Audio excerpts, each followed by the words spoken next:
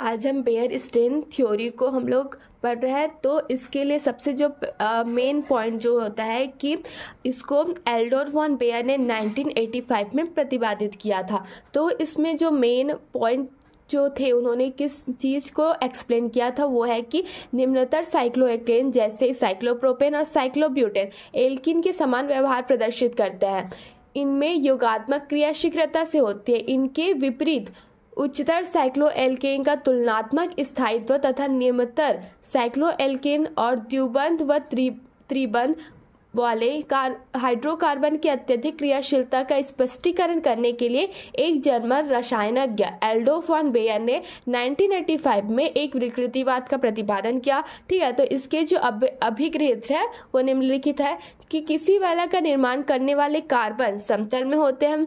Second है कि carbon की चारों संयोजकताएं एक सम चतुष्कोण के चारों कोणों की ओर निर्देशित करती है तथा आपस में एक दूसरे के साथ 109 डिग्री 28 मिनट का कोण बनाती है। कार्बन की संयोजकताएं दृढ़ होती है। इनकी दिशाओं में परिवर्तन हो सकता है, किंतु परिवर्तन होने से इनके अंतर संयोजकी कोण में परिवर्तन हो जाता है, अर्थात अब कोण 109 डिग्री 28 मिनट का नहीं रहता है। फलस्वरूप अणु में तनाव विकृति उत्पन्न हो जाता है और जो अणु को स्थायी बना देता है, क्योंकि हम लोग जब उसके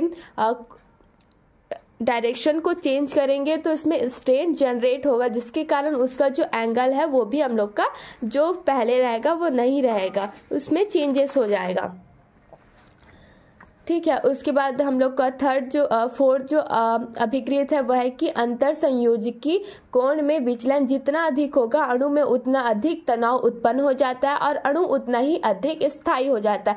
जितना ज़्यादा स्ट्रेन होगा उतना ही ज़्यादा क्या हो जाएगा, स्टेबल हो जाएगा। और 5 जो पॉइंट है वलय जितना अधिक स्थायी होगा वह उतनी आसानी से बनेगा।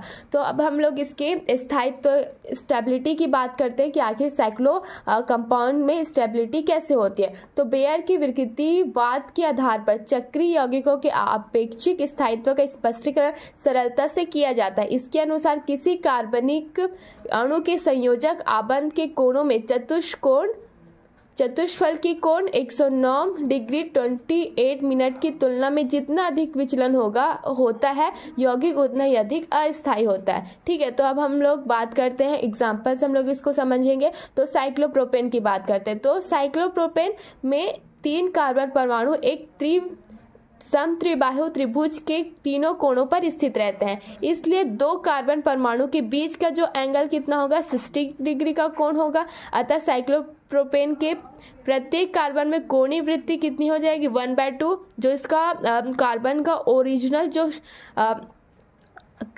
एंगल है वो हो जाएगा। और कार्बन के बीच कितना एंगल का बॉन्ड बना है हम लोग देख सकते हैं कि कार्बन के जितने भी अटैच एटम है उनके बीच का जो कोण है वो हो गया 60 डिग्री। तो यहाँ से हम लोग कैलकुलेट करेंगे तो इसकी वैल्यू 24 डिग्री 44 मिनट्स आ जाएगी। अब हम बात करते हैं साइक्लोब्यूटेन की। तो हम लोग जानते हैं कि इनमें चारों कार्बन परमाणु एक वर्ग के चारों कोनों पर स्थित रहते हैं एवं कार्बन परमाणु के बीच 90 डिग्री का कोण बनता है। अतः साइक्लोब्यूटेन में जो विकृति होती है 1/2 109 डिग्री 28 मिनट माइनस 90 डिग्री, क्योंकि इसके बीच का जो कोण बनता है 90 डिग्री का कोण बनता है। अतः n कार्बन परमाणु वाले साइक्लोएल्केन में जो विकृति होती है 1/2 109 degree and 28 minute minus 180 minus 360 divided by n, ये हम लोग का जो मेन फार्मूला हो गया। अब हम सेम ही ऐसे हम लोग सभी साइक्लोएल्केन की हम लोग बात करते हैं।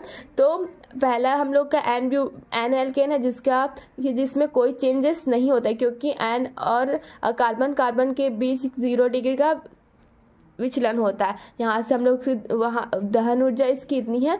और यही हम बात करें साइक्लोप्रोपेन की, तो इसमें 60 डिग्री का कार्बन और कार्बन के बीच जो कार्बन की संयोजकता के बीच जो कोण बनता है वो 60 डिग्री बनता है। यहाँ से हम लोग उसका विचलन निकाल लेंगे। वही हम साइक्लोपेंटेन की बात करते हैं। तो साइक्लोपेंटेन में सबसे कम विचलन होगा, उससे भी कम विचलन साइक्लोहेक्सेन में होगा। इस प्रकार से हम लोग इस टेबल को देख सकते हैं। अब इसके जो कुछ प्रायोगिक तथ्य ऐसे हैं जो बेयर की विकृतिवाद की पुष्टि करते हैं। तो पहला जो पॉइंट है कि साइक्लोप्रोपेन में विकृति अधिकतम होती है और उच्चतर सदस्यों में यह मान धीरे धीरे कम होता जाता है। यही कारण है कि साइक्लोएल्केन अत्यधिक अस्थायी व क्रियाशील होता है और साइक्लोब्यूटेन में साइक्लोप्रोपेन की अपेक्षा विकृति कम होती है, इसलिए साइक्लोब्यूटेन की अपेक्षा साइक्लोप्रोपेन अस्थायी होता है तथा साइक्लोप्रोपेन की अपेक्षा सरलता से बनाया जाता है। साइक्लोब्यूटेन बहुत ही आसानी से बन सकता है और स्टेबल भी रहता है। और इसके बाद हम लोग इसका 5 पॉइंट है कि 5 और 6